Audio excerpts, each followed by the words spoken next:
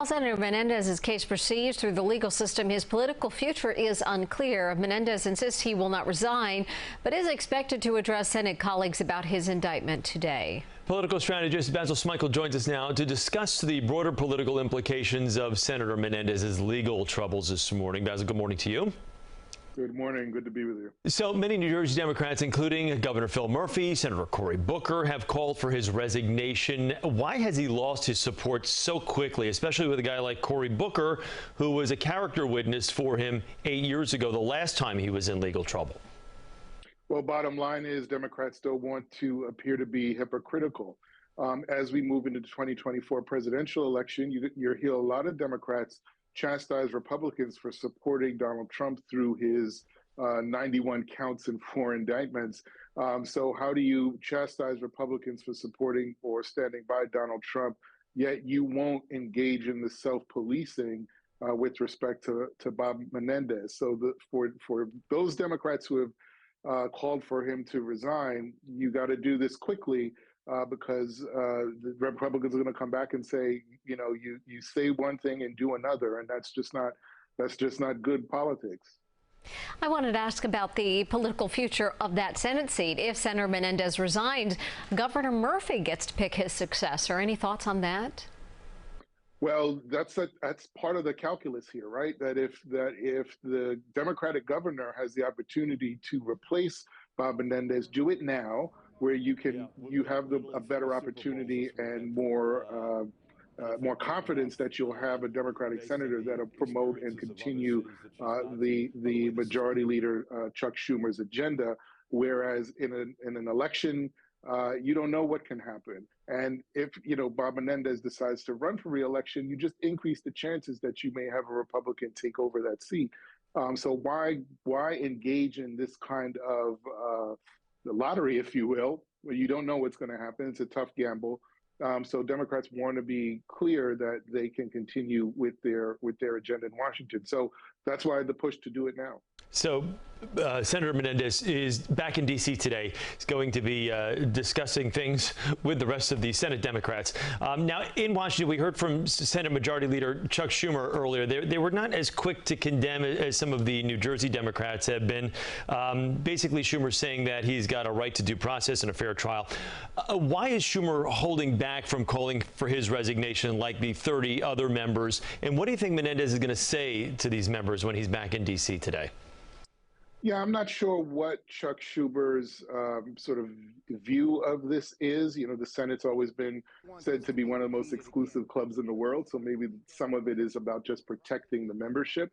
But if you have his fellow Democrat within the state, Cory Booker, saying, I can't work with this guy, that should tell you everything you need to know about the politics of this moment. What I expect Senator Menendez to do today is to double down in his innocence, to continue to convince lawmakers that he can still do the job. That message is for his colleagues, but also for voters in the state. But you have members of the House and the Senate saying that he needs to be able to step down, because no Democrat wants to go into this election year next year and have this as an anchor around their neck. So I don't know that his words are going to hit home for anybody that he's actually speaking to. It may be viewed as sort of a stone around the neck of a lot of the politicians in Washington. If he refuses to resign, can Senator Menendez be censored or reprimanded by the Senate? Yeah, those are options, to be reprimanded, to be censured. We're a little ways away from being expelled. That's such a very high bar. And remember that he is innocent until proven guilty. But it just doesn't look right. The average member of the Senate doesn't have $500,000 in cash and gold bars lying around their house.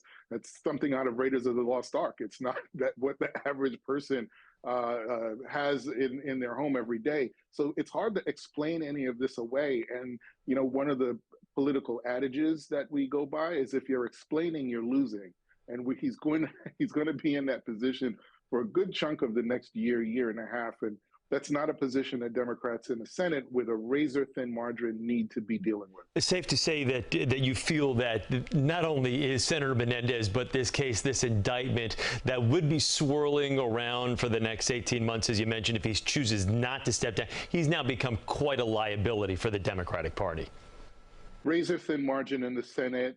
Democrats are really keen on not only trying to keep that majority, but even build it. And remember, this has impacts in the House as well, because going back to the earlier point, if Democrats historically have been better at self-policing, remember Al Franken, generally been better at doing that. But in this particular environment, when there's so much going on around Donald Trump's legal cases, why create that sort of equivalency in some ways, right? Why, if Donald Trump is being indicted and Republicans are standing by him, even on the debate stage to some extent, how then can Democrats allow Bob Menendez to continue when they'll be, sort of accused of doing exactly the same thing?